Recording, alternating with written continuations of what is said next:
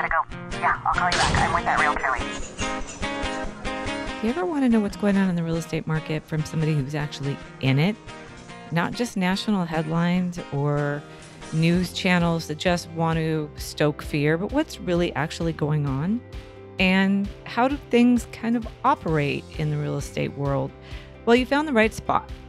I'm Michele Replogle, and this is the Realtor Lady, and I will tell you everything you want to know about real estate from my perspective here where I sit in Santa Cruz, California. So tell your friends you can't talk right now because you are with the Realtor Lady. Hi, thank you for coming back to my podcast. I'm Michele Replogle with the Realtor Lady, and today I'm super excited because I'm going to get a little education on ADUs or additional dwelling units with Ray Guanill. I just said that wrong, didn't I? Okay, Ray Guanill. Correct. Guanill. Yeah. Yeah. With my last name, I'm totally used to it. Totally cool.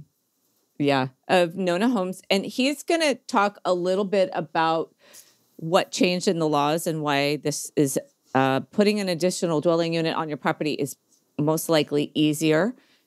Then we'll move into how they operate, some costs and some sizes of lots, which is super important in some areas like ours in Santa Cruz, where our lots are always very interesting in size and shape. So, Ray, just introduce yourself a little bit and talk a little bit about Nona Homes. Sure.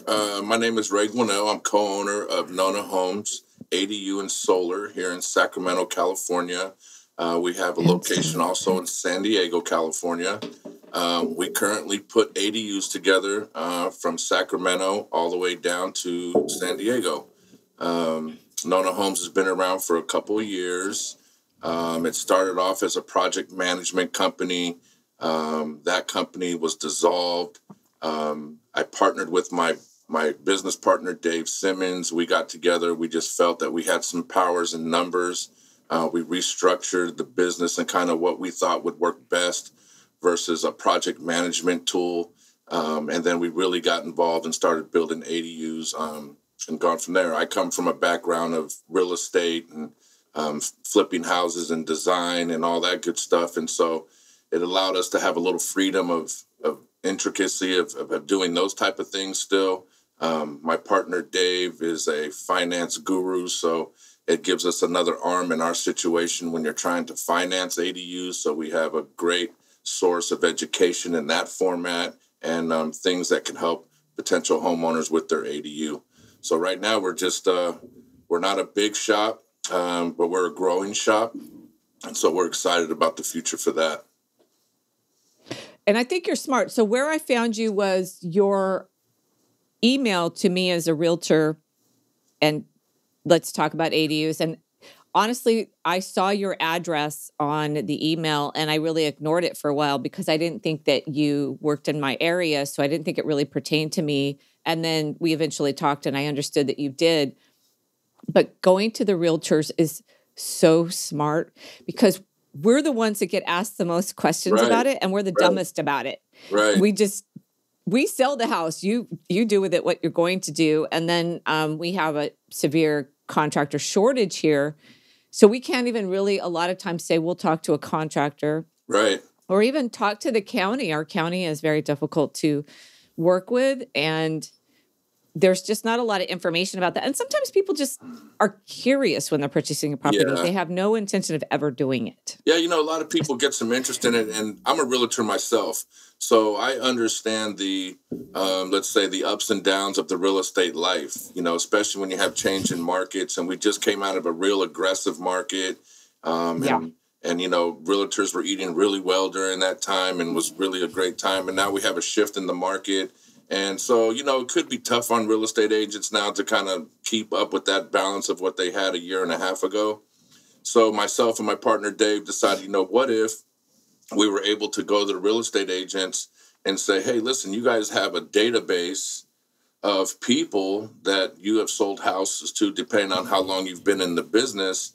And there is a tool of people in there that you can now educate your clients, keep your clients informed so you have that longevity relationship with your clients, and then give them an opportunity to possibly increase equity in their home in a down market where essentially they're saying you're losing equity. You're losing equity. But, accessory dwelling units, garage conversions, these type of things, which are permitted, they're adding square footage, they're adding space, so they're documented correctly.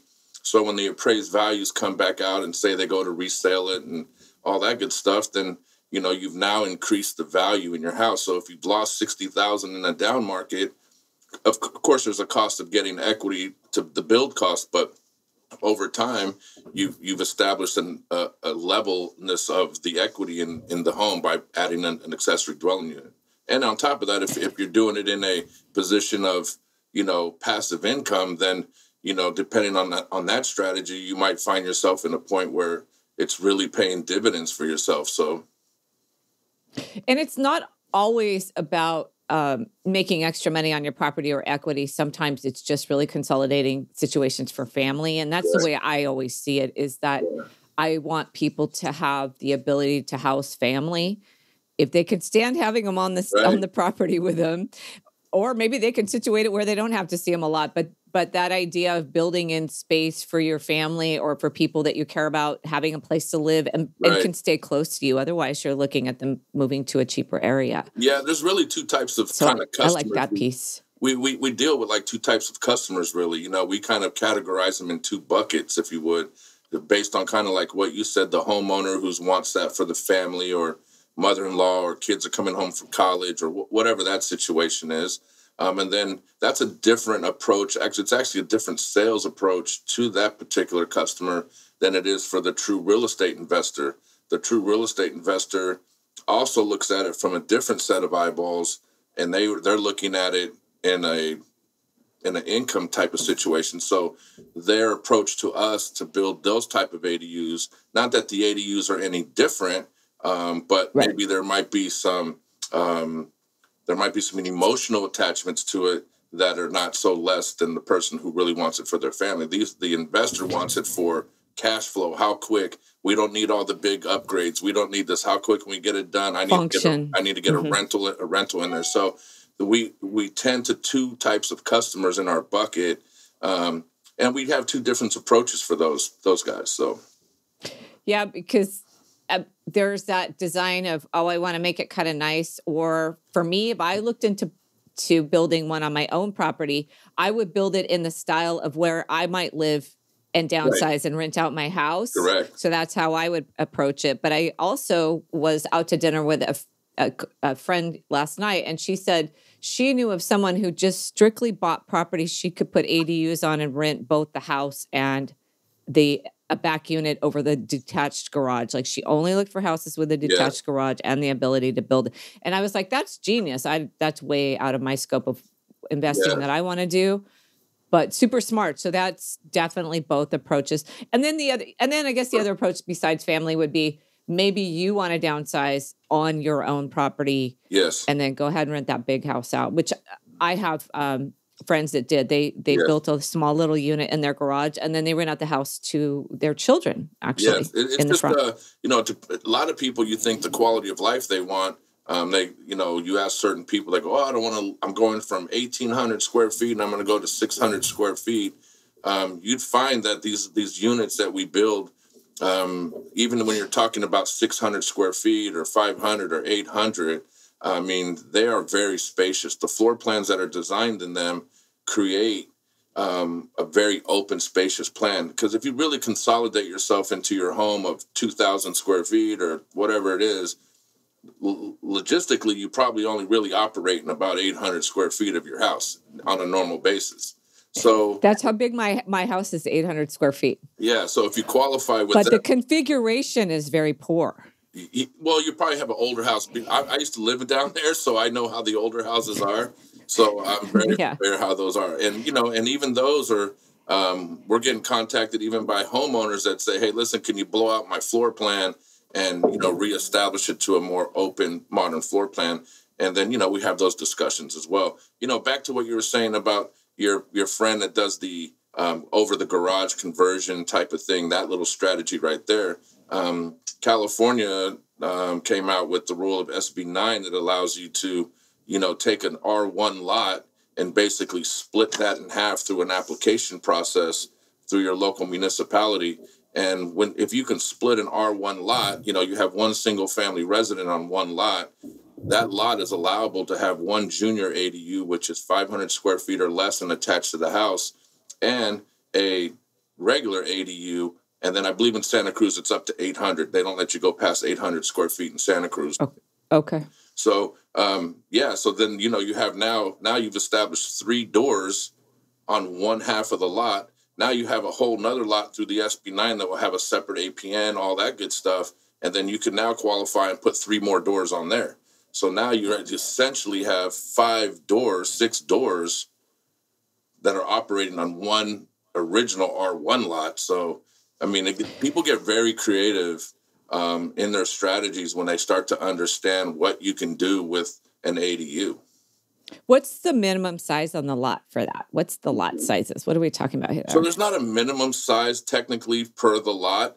You just have to meet the local requirements of setbacks and those type of things that are available. So Santa Cruz requires 4 feet of setbacks. And then depending on how close you are to the main house, there might be some firewall situations on how you design it and build it. But State of California has said, hey, as long as your lot can meet the local municipalities of setbacks and all those good things, you can have an ADU back there. The minimum size for an ADU is 150 square feet. And and it can go up to 1,200 square feet. So you have the ability to, really get creative with your space. I just wish they'd allowed this a little sooner, and then a lot of the building could have been done a little bit better and more cohesively, because I go to properties where there's just outbuildings all over the place. They just bothered not to get permits, and then you got this stuff all over the place. Yeah. It's just so haphazard instead of just being really clear. Yeah, the strategy for a lot of developers have gone, over the last 5 to 10 years, if you could see them, they're going more vertical than they are going in width and band span. They're taking a small lot and then they're just stacking it and going straight up with it. And it's because you can put more on it by going vertical. So it's just different now. You're allocated so much space. The ADU ability to do building on properties has been established, kind of like what Gavin Newsom says. Gavin Newsom feels that accessory dwelling units, and I'm not here to speak politics or anything like that, but, it's supposed to curb our housing shortage for just our extreme homeless situations that we got going on. And then in some kinds, like in Napa County, they're giving loans to people to do accessory dwelling units, and then they'll forgive a loan after 5 years if you rent it at a certain rate that they say you can do it. And then after that, they'll forgive the loan they gave you. So people are getting really, really crazy and coming up creative ways. And they're incentivizing people to do accessory dwelling units. They got a Cal HFA loan that you can get, where you can get a $40,000 grant for pre-construction stuff. There's the banks are on the internet now doing advertising for accessory dwelling unit financing. Wow. FHA has a program that you can get accessory dwelling unit financing through conventional FHA. They're just really, really creative now, trying to get people to do it. Wow. I would imagine that also depends on, would that depend on the, I'm kind of wondering, like, the electricity that's pulled, the sewer lines, and what kind of snags do you run into in terms of utilities? Yeah, so utilities are they're hooked up to the main line if you have city, or so if you're out there, they're tapped in. You have in your plans, you have a utility schedule that's on there in your building permit plans, and you got to trench out and find where the sewer is and the water and electric. A lot of times people want a separate gas meter because they're going to rent it, or electric, or whatever it is. That's usually done with the local municipalities. They'll have their own cost associated with that. Has nothing to do with the ADU builder, but the ADU builder will be required to build and stub up to wherever that new gas meter or electrical panel and all that good stuff happens. You have panel upgrades now. Some of the older houses have very old panels. So when you start powering up these things, they require more power. So everything now So, becomes up to date, code, all that good stuff. and we'll segue a little bit later into the solar, because the panel upgrade made me think of the solar, and that might be something to bring into that. Yeah. But just briefly, so you mentioned SB 9. It sounds like there isn't a lot of restrictions as long as you can meet the setbacks. Santa Cruz County can be very difficult to deal with. Do those state laws that have come in, do they make it easier for us to put an ADU here? You're talking about government, right? So I'll give you an example. So the state can have precedents and say, here's what we're going to do. Okay. And as you've seen over the past 2 or 3 years, we've heard on the news how counties and cities fight back against what the state wants, within their own government. So I'll give you an example in Huntington Beach, for instance. Huntington Beach is pushing back on accepting more permits for ADUs. Okay, they're just pushing back. They don't saw that. They don't want people in there, right? LA County is pushing 5,000 permits a month. So it's just depending on where you're at, in the local government. Does the state oversee the city or county? Yes, no, maybe. Who knows how that really works? But, you really go down to the planning office and you just follow the rules. You can go online and type in your county or city at any given time. For instance, Santa Cruz ADU or San Jose ADU. You can type those words in and they'll take you directly to the planning department and they'll give you all the ADU requirements and things that need to happen in order for you to, apply for an ADU. Some are really tough. Some are like, hey, come on in, just bring us some paper and you're good to go. It just depends. Wow. And do you build them on site? Are they pre-built, or do you have a combination of both? How does that work once we bypass the ordinances and the regulations? Yeah, so good question. So we're stick built. We build them. We build them on site. We're not a prefab company. We do get a lot of customers that call when we're like pre-qualifying them to see, what's the purpose of the ADU? Do they have budgets in mind? And, and you'll find some say, hey, I had a $60,000 budget. And we're like, well, okay, that's probably not us. But it's nothing against that. They've been online looking at stuff. And then they find a prefab company that's offering an ADU that's kind of like, here comes a box and a crane type of thing. And what they don't really tell you is they add, it's a marketing piece. Get an ADU for 65,000 calls today. And you go and you call them, and then they say, okay, well, by the way, you have foundation, you have utilities, you have this, you have that. I'm not talking bad about any other company whatsoever. How they make their money is how they make their money. Us, we're a little bit more. We're extremely custom, and the reason we are is because two things: we want the customer to pick what they want. We want them to have complete interaction with us on what they want and how they want it. The lot sometimes can create some differences in the build. So in order to create a plan that works to that lot, needs to be thought out strategically and put on paper and built to that. So versus if I go stick a square box in a circle, it might look funny. So we try to make sure that those type of things aesthetically, functionality, all those type of things work appropriately for the appropriate lot. So we pride ourselves on being stick built. During the build, there's always changes. There's a lot of things that go on with changes. Economics, social economics can play a lot of play in the middle of your builds, where we just recently went through the last year and a half of extreme materials, not being able to get to the materials as quick. Cost of labor has increased, those type of things. So we've bid on jobs before where we have a set number, and then all of a sudden you're in the middle of the build and you have your contractor saying, hey, listen, I know I gave you that bid, but we can't do that no more. We're in the negative if we keep that number. So we either get into a position and say, hey, listen, we got to keep going this way, or have a conversation with the customer. So there's a lot of moving parts with it. But we pride ourselves on being custom built. We love the opportunity to hear people's ideas and thoughts. It creates some new visions in ourselves. I'm a design guy, so I like designing things and being creative. We send these cool proposals out to our customers that show all these cool designs and floor plans, and we want them to be a part of the build. So exciting them and creating them is good. We have to watch out for the people that get stuck on the HD TV, that they've been watching HD TV and they call it and they're like, hey, can we do this, this, and this? And, we tell them, yeah, as long as we have budget, so yeah, we are stick built. We enjoy it that way. It's a lot more fun. It's something new all the time versus and the overhead to function is a lot lower versus having guys in a warehouse pushing out production. So for a company that's doing that, you have to have extreme overhead. The HD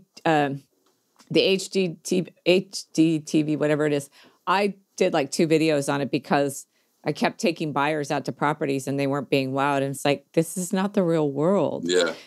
And I had actually shown a few properties in San Jose that were on the TV show. And then I had to take them into the garage and go, there's your foundation crack.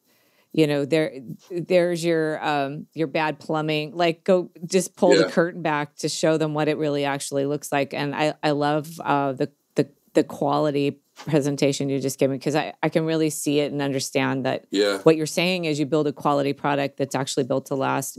And in our case here in Santa Cruz, it's very possible you could build that nice custom ADU that's going to be better than the older house that I have, that I had to completely rebuild from the foundation up because it wasn't built, even in 26, it just was built for a spec house for a rental. It was never built with a lot of integrity. Yeah. So I appreciate what you're offering. What's the ideal site size or lot size? I should say, on the west side of Santa Cruz, where I am, the lots range from about 2,500 all the way up. And there's one down the street from me. He's trying to rebuild a house. I think his lot is, I want to say it's only 2,500 square feet. And he has a house on there that's about 600 square feet. And of course, he's just running into all kinds of trouble. Yeah. I feel like he should just peel it off and start over. Yeah. It's just whatever the local municipality says. Like I said earlier, the setbacks by your local municipality. And they have some other rules about, like, if your ADU can be established, but it can't take up more than 25% of your yard space. And so there's some other parameters, and they all vary, and they're usually inside the planning department's requirements. So if you're thinking about an ADU, you can definitely give us a call. We can do the research for you, or we can guide you to where you can look yourself. And but most of the time, you can go right to your local planning office, type it in. They're very open. They're very transparent on the regulations. And then they also post their local changes. Like if they made a change in 2023 versus 2022, they post it. There's a lot of counties now that are making a difference in what they call as an impact fees. Impact fees are when you build an ADU above 750 square feet or greater. They want to charge impact fees. Those are like extra money for school and all that good stuff because of square footage. But they're realigning. Some counties are realigning themselves and forgiving some of that, and maybe they're taking them now the parameter up to 800 or 850 or whatever. So they're realigning some of these things. You really have to look into your local municipality to kind of dig down to the nuts and bolts of what they want. But that's about what they do now. So on a small lot, really you got to start with the county first, or call you to see before you start dreaming of anything. Yeah, so they can give us a call. One of the things we really that we love giving our customers is we take care of everything from start to finish. So we try to take all the work and the stress out of the customer. We like them involved 100%, but we don't want them doing any of the work. We just want to share their ideas. We want to be an educator. We want to be a builder. We want to be a designer. We want to leave them with a good product, because for us, as much as we hustle and go out and market, our biggest referral is when the customers are happy. So when they're telling their neighbor, hey, Nona Homes built that ADU, we're excited. We do deal with customers, I think, like you do in every business, that, they get a little finicky, or they have friends that are, Johnny contractor that did it 20 years ago, and he says he could do it this way and do it that way. And you have those type of guys, and then, you have to combat that. But, that's just like being a realtor, right? So when you're a real estate agent, then you go, hey, my friend's a real estate agent, and they said, Yeah. then you should have called them and hired them, My friend who's doing you no service, who's Yeah. telling you you're paying too much and you keep missing out. Yeah. So, you have those type of guys, or, hey, I seen on TV, or, so, you have to combat, and that's okay. I don't get mad at those situations or upset. People, it is a large purchase. We understand that. We understand that, you're not spending $10,000 on something, or 20 or 30 or 50. You're usually in the range of 100, 90 to 100 and above. So those are large purchases, and we understand that's an emotional purchase. It's financially, could be financially stressful depending on your economics.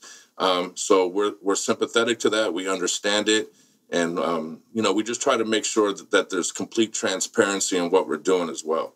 So there's some clarity, because, the first thing people want to do is blame the builder or blame the designer, right?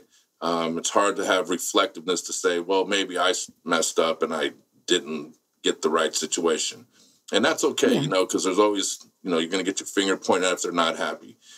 But, we try to take all the things in the beginning to catapult that the best way we can. And getting them involved in everything as much as we possibly can keeps them in the mix.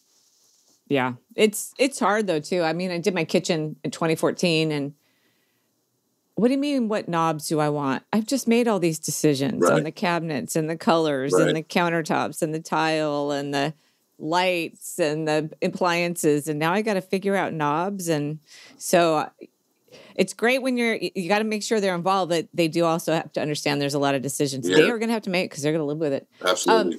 And then just give an idea cost. Maybe you could do an example of maybe a recent one that you did, especially recent because of the current costs. Yeah. But what are people kind of looking at? So a lot of it has to do with region as well. Cost of construction in different regions can vary. That's one piece of the cost. But if you took about an average, and let's just say in Santa Cruz, for instance, you could be building a 600 square foot unit. Let me see. I can tell you that right now. 600. So if you're at 600 square feet, you could be anywhere in the range of like 180 to 260, 270, depending on your finishes and utilities. One of the biggest costs in the build, you have basically three breakdowns of the build is how we look at it. We look at it from a unit cost, that is the vertical cost it takes to actually construct the unit. That's materials and labor. The second is utilities. How much does it cost to hook up your utilities? Utilities may be a short run to the sewer line, or some of the properties you got to trench out 100 feet, and then that's different. So those utility costs could be substantially different, especially if, there's a gas line or something like that plays a role into and getting relocated. So that's a big cost in there. And then your upgrades and your finishes. So one of the things that we offer at Nona Homes is we have a slogan that says, our standards are other people's upgrades. So we try to let people know, from an understanding point that what you pick and what we offer are two different things. So in understanding what that functionality is of those, they all have a cost. You can't go buy a Mercedes if you have a Honda budget. So we try to keep that clarity in there. But the build spectrum is wide open if the money's there. We'll do whatever you want us to do. And we do work with all budgets. One of the questions I always ask customers is, what's the budget? You've thought about this, you guys, before you started talking about an ADU, you've thought about how much money you want to spend on this project. You get a little bit of resistance sometimes on people wanting to tell you because they think it's a sales strategy and that's the number you're going to come in at. And my response to that is I don't care if you have $1 budget or $1 million budget. It doesn't matter to me. What I want to do is I want to give you what you think this is going to cost you. And then from there, we can figure out if we need to go bigger or smaller or whatever. So it's easier to do it that way, to get that handled for the customer.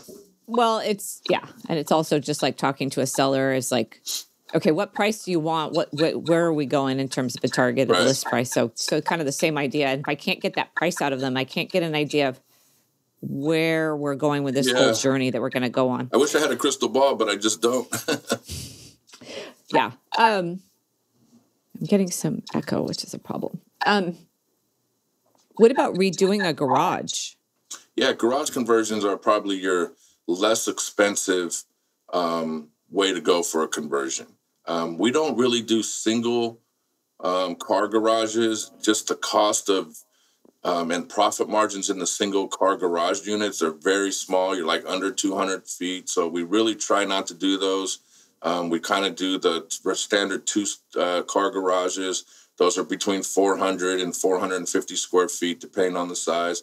But usually if you put a budget together for, let's just say, a garage conversion, and you have a budget of, say, let's say $100,000, you're probably in the ballpark. You can get something done for like $100,000. Yeah.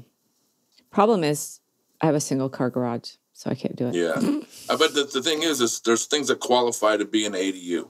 So if you qualify to be an ADU, it must have a kitchen, a bathroom, and a bedroom. So an ADU, you can have a single car garage, and it could be a home office, it could be a studio, it could be a workout room, it could be a man's cave, it could be a lot of those type of things, and not be classified as an accessory dwelling unit. And the permitting process is a little bit different as far as what they will allow and what they don't allow. Once you start adding water and sewage and all that type of stuff in there, the diversity in the permitting is different. So if there's people that say, hey, I want my son's come home, I just want a little thing for him, so I want an ADU. But then you go there and you say, okay, do you want it? But then I don't want a kitchen, I just want this. And you're like, okay, well, maybe we just make this like a pool house, or, that just has a bathroom or an outdoor shower or whatever it might have. So. Oh. Well, I think we covered everything. Perfect.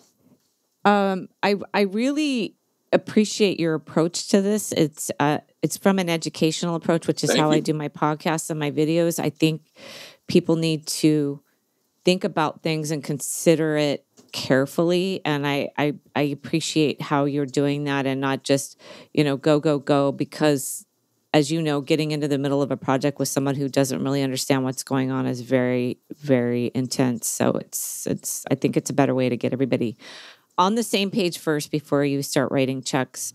Yes. And I appreciate you also explaining the garage portion of it too, because that's where a lot of people are, especially in this area. And where do we find you? Yeah, so you can find us at Nona Homes, www.nonahomes, that's NONNAHOMES.com. A lot of people ask me, where's the word Nona come from? So I'm Italian, and Nona is how you say grandmother in Italian. And so from the original names of granny quarters or granny flats, those type of things is what the name came from. We also just started an educational website, so people can go on to it. It's called letstalkadu.com. You can probably see it right here on my hoodie. We kind of tagged this up here. But if you want some information on, just different perspectives of, the ADU, it's a non-sales page. It's not anything like that, but we want to provide our customers and people interested in ADUs to have an opportunity to do that. So you can go to letstalkadu.com and check out some of those things there. We're on all the social media platforms at Nona Homes, and our phone number is 800-734-7238. Wow, awesome. And I'll put your information in the show notes as well. Cool. And this will be a podcast and a YouTube video, so if people want to rewind it and get any more of that information again, they can get it here as well. Your involvement as well, because there's not many people out trying to get people educated on ADUs, and so we appreciate you giving us that platform. Awesome. Well, thank you. Hey, it's the Realtor Lady, Michele Replogle. Is there a subject you would like me to explore in real estate, or maybe about Santa Cruz? Feel free to contact me. I'd love to hear from you. Or if you'd like me to help you buy or sell real estate, that's also something that I do. You can contact me on Instagram, Live the Santa Cruz Life, or on my website, michellesellsforyou.com. That's with one L. My Facebook page, Live the Santa Cruz Life as well, or check out my YouTube channel, Live the Santa Cruz Life with Michele Replogle, and my email, michelle@michellesellsforyou.com. I would love to hear from you.